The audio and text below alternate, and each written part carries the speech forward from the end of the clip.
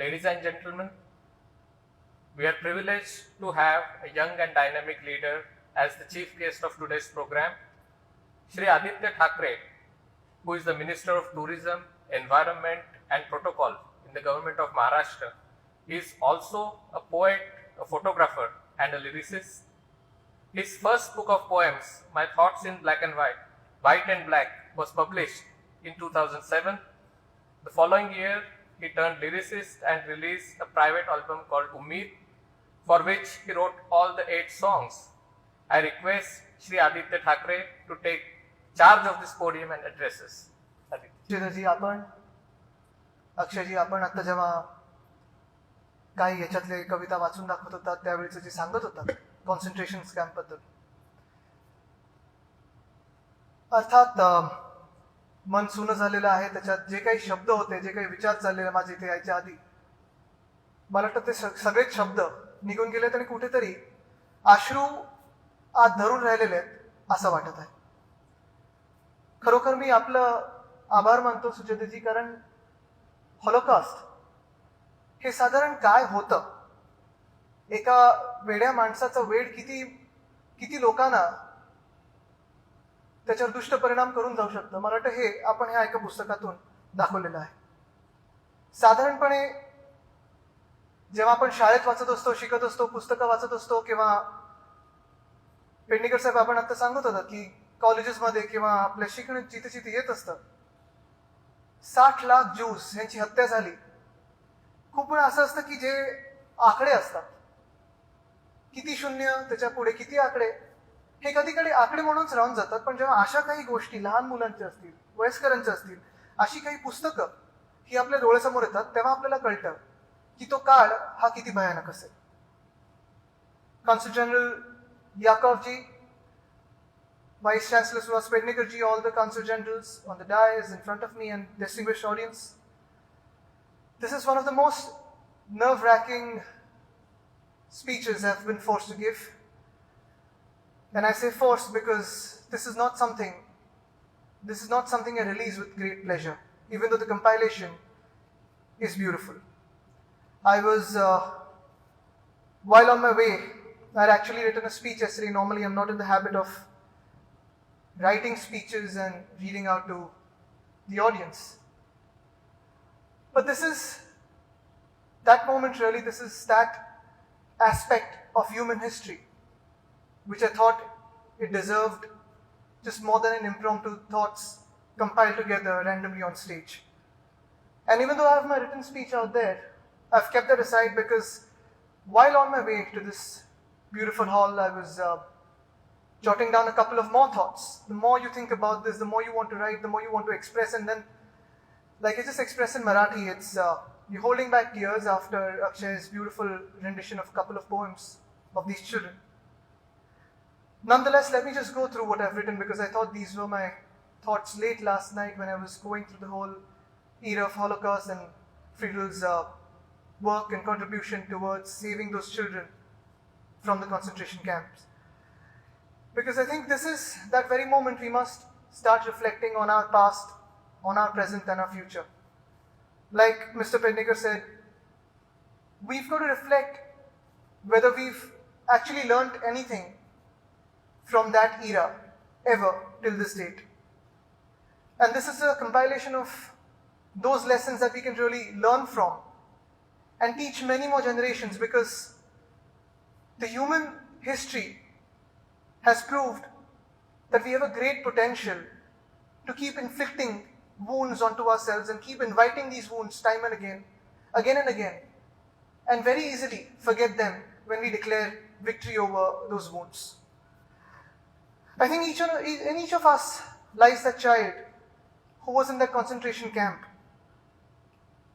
Our reason to be in this world is probably known to us, unknown to us, but each of us can actually contribute something creative, something innovative, something calming, something that is much more than just a hurt over a wound in the toughest of times. And we are seeing this today when we face a crisis like COVID around the world.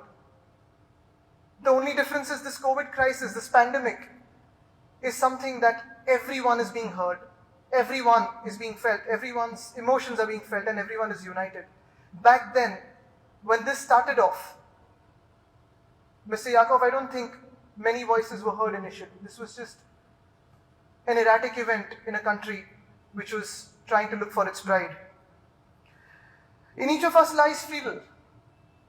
This art teacher, Brandeis, who taught those kids, who taught these other inmates in these concentration camps, the art of surviving, or at least creating a distraction for our minds, being strong, being resilient, rising from what you could have faced. And everyone knew there that once you're in there, there is no way out except for death. And probably the way you were made to live, like it was said by Akshay, narrated by Akshay, it was probably better to die than to live and survive in those concentration camps. And yet, this art teacher, this woman, she taught these children, I think 150 of them actually survived and came out. I don't know what scars they held, I don't know what wounds in their minds and hearts they held, but for a fact I know that because they were into art, and because you can see from their innocent drawings, I don't think they held revenge for anyone. It was just peace and love for the world. And I think it was very important that this teacher gave them those feelings of kindness, of empathy, of love through art, through education in those concentration camps. And again, like I said, in these tough times, we can have a little bit of Miss Brandeis in us where we can teach the world something creative, something innovative, something to heal the wounds. The Holocaust is possibly one of the deepest wounds we've inflicted, like I said, onto us as yet. But then, these are lessons that we must never ever forget. Especially we, as the world's largest democracy, where our principles enshrined in our constitution, in the preamble of our constitution, which we will celebrate tomorrow, as 26th January, our Republic Day, they teach us one thing: unity in diversity. The era of Holocaust actually was initiated by a so-called democratic fight. We all know it was an election with more than 90% of the votes. And a propaganda machine that pitched a wise, all-knowing, bold, strong leader, a strong orator, against the corruption of the rich and the alleged few. This leader was someone who had promised to take his fatherland against all the faults that they had faced, all the insults that they had faced in the past. He promised an economic revival, a military revival, and the fact that the country would never ever bow to anyone again. Who doesn't want that actually? There have been so many leaders around the world who have been perfectly kind, benevolent, listening to the minds and heart of his people, and treated everyone as the same and taken everyone ahead together. But very often than not, the promise of pride walks forward in the light of prejudice. And for prejudice, you need a propaganda. For propaganda, you need lies and hate. For lies and hate, you need one against another. For one against another, you need planned attacks, mob lynchings, mob furies, concentration camps. For mob fury and planned attacks, you need justification as per law. For this justification, you need subjugation of institutions. For subdued institutions, you need an absolute totalitarian majority in a democratic fashion. But this circle, as we can see around the world, even today in many countries, is the forerunner to what we now know as the Holocaust. It is actually unimaginable to be living as a young woman or a young man on either sides, be it someone who has been promised pride or someone who is facing the brunt of prejudice, to be living in times where you are pitched against one another, full of hate, full of lies, with a propaganda machine that is never ending 24/7, trying to kill one another and trying to pitch in pride with this light of prejudice. But then, how do you justify it when the law is backing you? And therefore, to all the young men, all the young women around the world, I implore you, this book, Kalo Khatil Prakash Resha, this compilation of cartoons, this compilation of drawings, not cartoons, drawings, by children who were in those concentration camps, these poems, these narrations, these narratives in this book, compiled together by Sucheta, it must remind us we have to be these innocent children who rise above hate in times of crisis. We have to be that teacher, Miss Brandeis, who taught everyone against the odds of time, the odds of all crises, in the face of all crisis, to do something creative and move away from the thought, from the emotions of hate, revenge, towards peace, towards love, towards the hope of survival. I'm not justifying it, but tell me one time in this world where racism did not exist, or when aggression wasn't taken to be act of heroism. But me versus you has always existed and will always exist as long as there exist different castes, creed, colors, regions, religions, languages. It will always exist.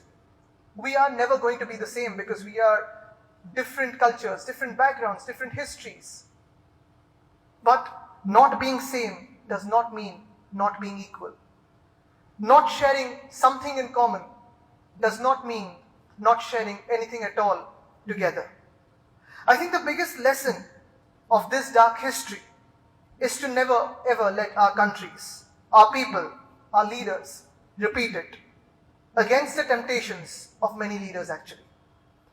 Our imperfections, our differences must only be used to strengthen our democracies, our healthy rivalries, and the quest for the best in peaceful coexistence. Once again, I commend Ms. Suchita Deshpande for her efforts to compile this book, Kalokatil Prakash Resha. If you actually see walking forward in the darkest of times, right from this window to that window, you'll see a little darker shade to lighter shade that's coming naturally. We have to just keep walking forward. We have to see the colors. I commend you once again for this compilation of book. खरोखर पेडणेकर साहेब आपण जर हे आपल्या अभ्यासक्रमात आणू शकलो, कारण हा एक असा काळ आहे हॉलोकॉस्टचा की आपण ह्याच्यावर जास्ती कधी भाष्य केलेलं नाही, कधी आपण वाचलेलं नाहीये, कधी आपण आपल्या शाळेमध्ये तेवढं शिकवलेलं नाहीये. पण मला वाटतं हे खूप महत्वाचं आहे, कारण आपण जगातली सगळ्यात मोठी डेमोक्रेसी म्हणून जेव्हा पुढे जात असतो, खूप टेम्पटेशन्स होत असतात की एक कडक नेता पाहिजे, एक डिक्टेटरशिप पाहिजे. खूप वेळा असं म्हटलं जातं की अरे देशाला सरळ मार्गावर नेण्यासाठी एक डिक्टेटरशिप पाहिजे. पण जेव्हा आपण असं कधीतरी वाचतो तेव्हा आपल्याला कळतं की ह्या देशातले, ह्या समाजातील, ह्या वेगळ्या वेगळ्या जातीतले, जमातीतले, रंगाचे, धर्माचे, वेगळ्या वेगळ्या आपल्या देशातील प्रत्येक जिल्ह्यातले, तालुक्यातले, गल्लीतले जेव्हा आवाज एकत्र येतात तेव्हा आपला देश, तेव्हा आपला समाज आणि आपलं जग हे एक नीट मार्गावर जाऊ शकतं पुढे. थँक्यू. जय हिंद. वंदे मातरम. जय महाराष्ट्र.